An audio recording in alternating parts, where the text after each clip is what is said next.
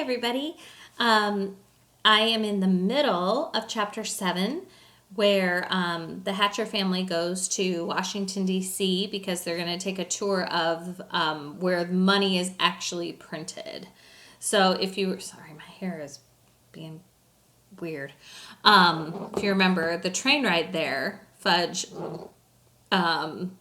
spit out his chewed up banana on a lady going to the White House. So we'll see what kind of shenanigans he gets into at the museum. When we finally got to Washington, our first stop was a tour of the Bureau of Printing and Engraving. That's where the green stuff is printed. There were about 20 other people in our group. Our tour guide's name was Rosie. She had dark eyes, reddish hair, and big teeth. Before our official tour began, Rosie told us some of what we'd be seeing during our tour. Fun facts, she called them. I decided to write her fun facts in my notebook in case any of my teachers ever assigned a report on U.S. currency. Fun fact number 1, Rosie said, the Bureau of Printing and Engraving produces 37 million notes a day, worth about $696 million. Fudge raised his hand and asked, "Are notes the same as bucks?" Rosie told him they were. "They're called bills, dollars, bucks." Some guy shouted out, "How about moolah?" A couple of people laughed. A few more groaned. "Well, yes," Rosie said. "I suppose some people refer to money as moolah or even as dough." "What about green stuff?" Fudge shouted. "That's what my grandma calls it." This time almost everyone in our group laughed. Any minute I thought Fudge would take a bow. But Rosie kept checking her watch and asked the group to hold their questions and comments until she was finished running through all her fun facts. Then she led us through the metal detector. Fudge asked if we were getting on a plane. Rosie explained that we weren't, but because this is a federal building, they had to make sure no one was carrying a weapon. "A weapon?" Fudge said, right before Dad set off the alarm. Nobody would have paid any attention except that Fudge shouted, "Dad, are you carrying a weapon?" That got everyone's attention. "It's his belt buckle, turkey brain," I said. Rosie took a deep breath and checked her watch a couple of times. She was still smiling, but she didn't look that happy. She led us down a long hallway. We followed her single file through narrow corridors that twisted and turned. The old wooden floor squeaked under us. Every few minutes we'd stop in front of glass walls that looked down into rooms where we could see the green stuff in production. As the crowd pressed forward to the window wall, Fudge worked his way up front, wedging himself between people's legs if he had to get a better view. Then he waved to the workers in the rooms below. I heard him singing under his breath, "Ooh, money, money, money, I love money, money, money." I can't believe my parents thought bringing him here was a good idea. We saw the green stuff as it was printed, cut, stacked, and counted. Toward the end of the tour, Rosie invited Fudge to walk with her since he was so interested. "I love money," he told her. "Well, you've come to the right place," Rosie said. "You want to see mine?" He pulled out a jumble of fudge bucks. "I made it myself. Pretty good, huh?" "Well, play money is fine," Rosie told him, "as long as you don't try to use it or pass it off as real, because then you could get in big trouble." "Why?" Fudge asked. "Well, because that's the rule," Rosie said firmly, which shut him up until the end of the tour. That's when Rosie asked our group if anyone had any special questions. Fudge's hand shot up first. Rosie didn't look thrilled, but she had no choice. She had to call on him. "I still need to find out how you get it all at once," Fudge said. "Get all of what at once?" Rosie sounded confused. "Money!" Fudge shouted. Mom stepped in and tried to explain. "Fudge has become very curious about money," she told Rosie. "And we thought that by bringing him here—" "Yeah, I hear what you're saying," Rosie said to Mom, but somebody's got to set this kid straight. I'll set him straight, a tall man with silver hair said. First of all, young man, you need to get a good education. Then when you're grown up, you need a good job. Then you save a little from your salary every week. You invest carefully. You let your money work for you. And by the time you're my age, with luck, you'll have a nice little nest egg for your retirement. Our group applauded. But Fudge still wasn't satisfied. Or someone could just give it to you, he said. You could hear the tongues clucking and the whispers in the crowd. I heard someone say, this kid is hopeless. That's when Rosie announced that her next tour was about to begin and we could all proceed to the gift shop. You're going to love the gift shop, she told Fudge. All the children do. Gift shop? Mom said. Warren, did you know there was a gift shop? Dad groaned. Chapter 8, Cousin Coincidence. Rosie was right. Fudge loved the gift shop. Everything in sight had a money theme. Everything. Shirts, socks, ties, pencils, notepads, snow globes, you name it, it was decorated as money. This is better than the tour, Fudge sang, racing all around. He was fascinated by a 5-pound bag of shredded money containing a minimum of $10,000. You can buy this bag of money for $45. Look, Pete, $10,000 all in this one little bag. Well, yeah, but it's shredded, so it's totally useless. I could try to glue it back together. Then we could buy every toy in the world. Okay, even if you could glue it back together, it would be counterfeit, I told him. If you tried to use it, you'd go to jail. Anyway, Dad said, $45 is way too much to spend on that. How about a $5 bag instead? The clerk suggested, holding one up. Fudge liked that idea. I'll get one for me and one for Richie. Richie Richest doesn't need shredded money, I told him. Well, how about you, Pete? I don't need it either. I don't even want it. Okay, fine, Fudge said. Then I'll just get a bag for me.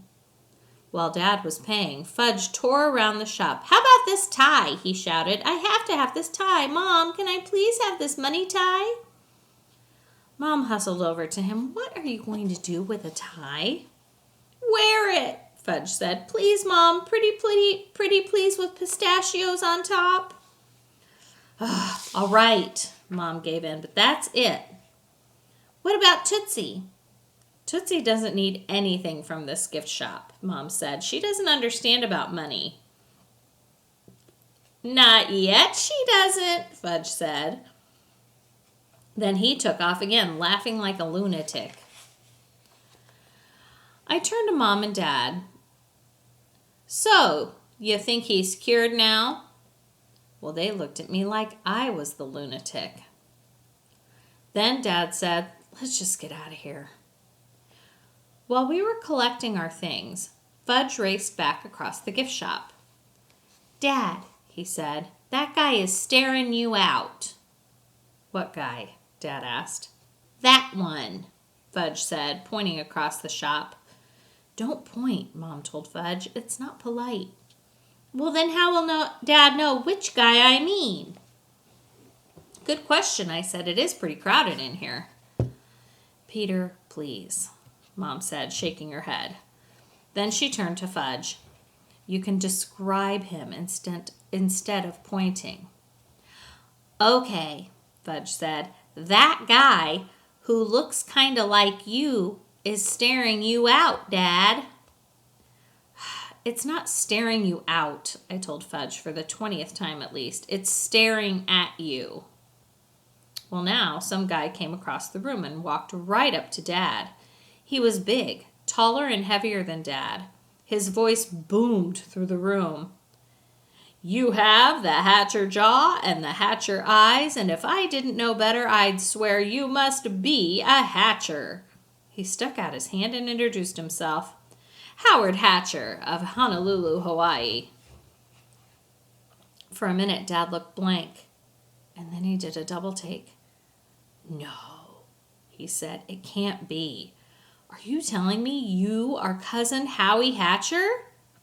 "None other. And you're Cousin Tubby, aren't you?" "Cousin Tubby?" Fudge said. I was thinking exactly the same thing, but I don't always say what I'm thinking the way Fudge does. "Well, I go by Warren now," Dad told Cousin Howie.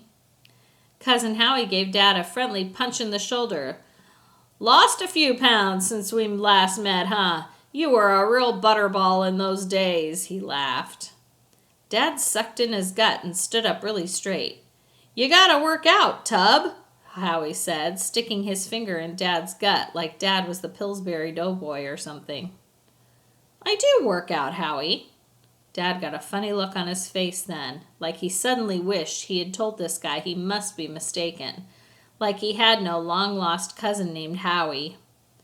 "Well, maybe you've got to work harder," Cousin Howie said. "Run a marathon or two." This struck me as weird because Dad was a lot less flabby looking than Cousin Howie, who had shifted his focus to Fudge and me. I stood up straight, shoulders back, stomach tight. "See, that's why we used to call him Tubby," Cousin Howie said, as if we didn't get it by now. "So, Tub, these handsome boys belong to you?" Dad said, "Yes, this is my family. My wife, Anne." Cousin Howie kissed Mom's hand. "So you're the little lady who stole Tubby's heart." Mom looked like she might puke. "And these are my sons," Dad said, "Peter and Fudge." "Ha, Fudge," Cousin Howie said. "Now there's a name." "Well, actually, his name's Farley Drexel," Dad said. "We just call him Fudge." "Farley Drexel!" Cousin Howie's voice was so loud I backed away. "What a coincidence!" Fudge pulled me aside. "What's a coincidence?" he asked. "Well, it's like when something just happens, something you didn't expect." "We didn't expect Cousin Howie, did we?" "No," I told him, "we definitely did not expect Cousin Howie. But he's more of a surprise than a coincidence." Cousin Howie wasn't alone. He introduced us to his wife, Eudora, a chunky woman with freckles and straw-colored hair. "Sweetheart," he said, "I want you to meet my long-lost cousin, Tubby Hatcher." "It's Warren," Dad said, with a tight smile on his face. "Oh, right," Cousin Howie said. "You keep reminding me and eventually I'll remember." Dad took a deep breath while Eudora gushed, "Oh, I've heard so much about you over the years, Tubby." It's Warren," Dad said. "My name is Warren." "Oh, of course," she said, laughing. "You wouldn't go by your boyhood nickname anymore, would you? I mean, imagine a grown man being called Tubby. That would be embarrassing, wouldn't it?" "Well, actually," Dad told her, "Howie is the only person who ever called me Tubby." "Huh, is that right?" Howie said. "And I always thought everybody called you Tubby." Eudora smiled sweetly and told Dad, "What a shame you lost touch when Howie's family moved to Hawaii. I know how much Howie's missed you." After that, she took Mom's hand and said, "I feel like we're personally connected, don't you?" Before Mom could have a chance to answer, before she could say, "No, I don't feel personally connected at all. Why would anyone in her right mind feel connected to you and this Cousin Howie?" Eudora gushed, "Oh, this is just so wonderful. We didn't think we had any family left. And to find you this way, out of the blue." She pulled Mom close and hugged her until Mom was practically gasping for breath. Mom looked to Dad for guidance when suddenly Fudge said, "It's a real coincidence." Eudora looked surprised. "Why, yes, it is a real coincidence." I thought it was a pretty weird coincidence since Dad has never mentioned anything to us about a Cousin Howie. And they had more family members to meet. That's where we're going to stop. Tomorrow we'll pick up there and we will meet Cousin Howie's kids. Bye.